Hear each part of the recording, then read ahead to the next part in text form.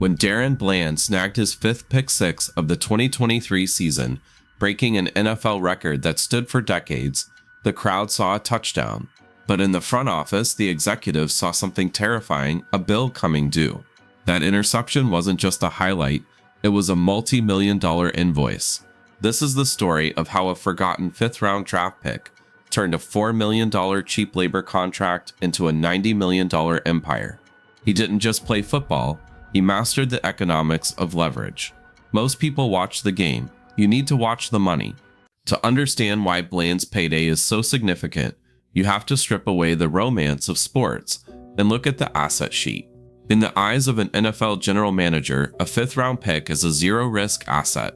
They are essentially inventory. If they pop, great. If they fail, you cut them, and it costs the franchise almost nothing.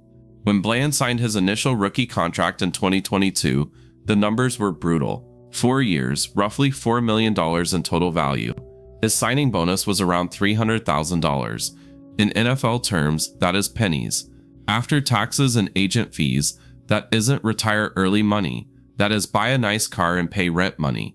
This is the rookie wage scale trap. The league's collective bargaining agreement suppresses the earning power of young stars. It gives the team 4 years of total control at fixed, suppressed rates. Bland was locked in. Even if he played like a Hall of Famer, his paycheck was predetermined. He was delivering elite all-pro production for backup wages. This dynamic creates a massive disparity in mindset.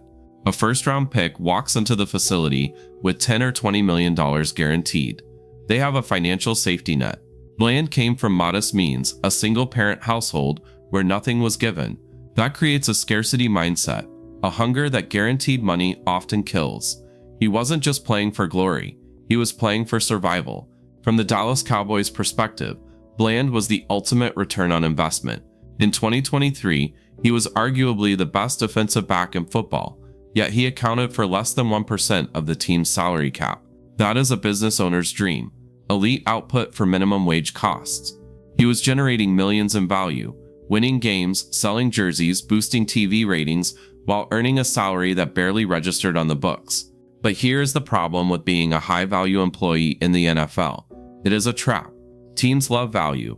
They want to keep you on that cheap deal as long as possible. Being good isn't enough to break the wage scale. You can have great stats and still get grinded down in negotiations because the team holds all the cards. To get the life-changing money, the generational wealth, you can't just be valuable. You have to become dangerous. You have to force the organization's hand by doing something so undeniable that the zero-risk asset becomes a must-pay liability. You have to break the model. So how do you break the model? You have to understand that not all production is valued equally in the NFL economy.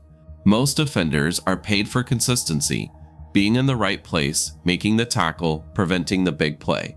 That is the safe investment for a team. But Darren Bland didn't just offer consistency in his breakout 2023 season, he offered high-yield volatility. In financial markets, volatility is usually seen as a risk. In the NFL, specifically for defensive backs, volatility is a premium product. Bland set an NFL record with 5 interceptions returned for touchdowns in a single season. These weren't just turnovers, they were instant points. In the analytics departments that run modern franchises, a defensive touchdown is the single most valuable event in a game, swinging win probability more drastically than any offensive play. By converting defense directly into points, Bland stopped being a defender and became a scorer. Scorers get paid the premium. To understand why this distinction matters, look at the other side of the coin, the collapsing market for running backs. Take Najee Harris of the Pittsburgh Steelers as the perfect counterexample. Harris was a first-round pick, selected 24th overall. He entered the league with pedigree and a guaranteed contract worth $13 million. He did everything asked of him, producing 3 consecutive 1,000-yard seasons. In a factory, he would be the employee of the month. But in the NFL, he is a depreciating asset. Despite his solid production, the Steelers declined his 5th-year option, which would have paid him a modest $6.8 million. Why? Because the market decided that consistent running yards are replaceable. They are a commodity. You can find a rookie to do 80% of the work for 10% of the cost. Harris is fighting for his financial life on short-term deals, because his position doesn't generate splash plays at a rate that justifies a massive cap hit. Bland plays cornerback, a premium position where scarcity drives up the price. Elite corners who can take the ball away are rare. When you combine scarcity with the ability to score points, you create exponential value. Bland's 5 pick sixes didn't just help the Cowboys win. They proved he was an irreplaceable asset in a way Harris, despite his pedigree, could not. This brings us to the psychology of the prove it year. Most players crumble under this pressure. They press too hard, try to make every play a highlight, and end up getting burned. Harris is currently in that grind, fighting for a second contract that might never come. Bland, however, used his performance to skip the line entirely. He didn't wait for his contract to expire. He forced the team to the table early because his leverage was peaking. He proved that while consistency keeps you on the roster, volatility is what gets you the bank vault. Once the leverage was established, the conversation shifted from if Bland would get paid to how the deal would be structured. This is where the business savvy really kicks in. It wasn't just about asking for a raise, it was about restructuring the entire financial relationship to secure generational wealth immediately. The headline number was eye-popping, a 5-year extension worth roughly $90 million in new money, but as we always say, in the NFL, the total value is often a lie. Agents love to tweet about the $100 million deal, but the only thing that matters is the structure. Bland's deal was a masterclass in securing practical guarantees. The most critical component of this contract was the signing bonus. Bland secured a $22 million check that hit his bank account the moment the ink dried. This is crucial because of the time value of money. Getting $22 million today is worth significantly more than getting it paid out as salary over 5 years. It provides immediate liquidity for investments, eliminates the risk of future lockouts or league shutdowns, and instantly changes his tax planning strategy. Beyond the signing bonus, the deal included roughly $40 million in practical guarantees. This is the sleep well at night money. It means that even if Bland suffers a catastrophic injury in the first 2 years of the deal, he is still walking away with generational wealth.